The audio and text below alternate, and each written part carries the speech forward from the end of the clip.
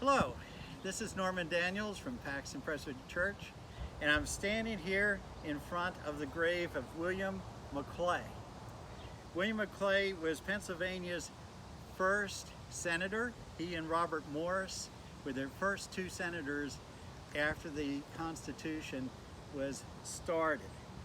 The Congress of Constitution started on March 4th, 1789.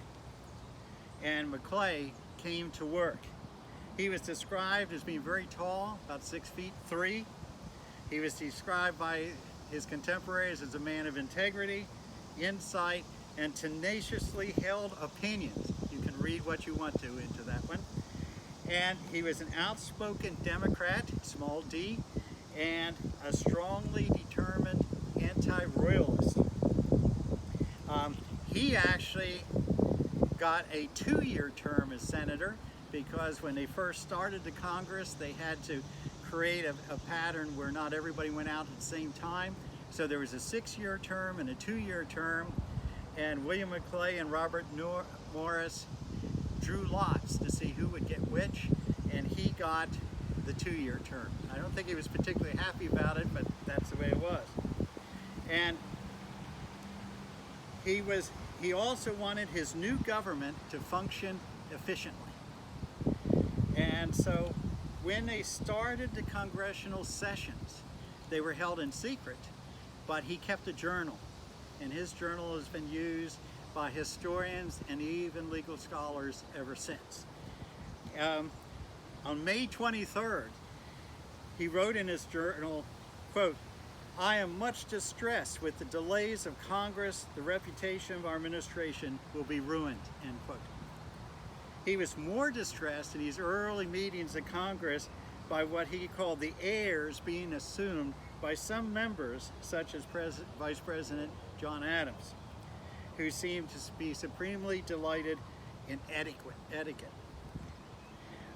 The first thing they did was decide what they were going to call President Washington, and they spent days talking about it. One thought that they had would be that he would be Washington, His Highness the President of the United States of America and protector of the rights of the same. After a lot of discussion, they thought that Mr. President would be good enough. Maclay began to despair of all the discussions in Congress, saying that many members were lawyers and, quote, "wrangling is their business," end quote. By the next summer, Congress was getting ready to leave New York, and they went to Washington, D.C. and start there.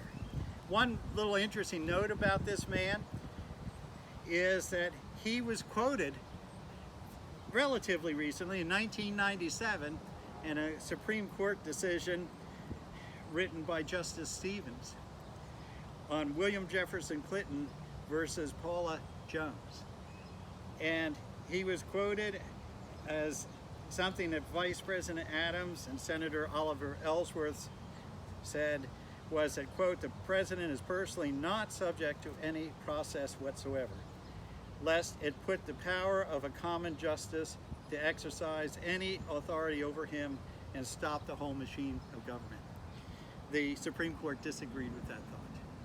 So he was a judge, he was a senator, he was a commissary person during the Revolutionary War for George Washington, and he is here with us today. God bless you and have a blessed day.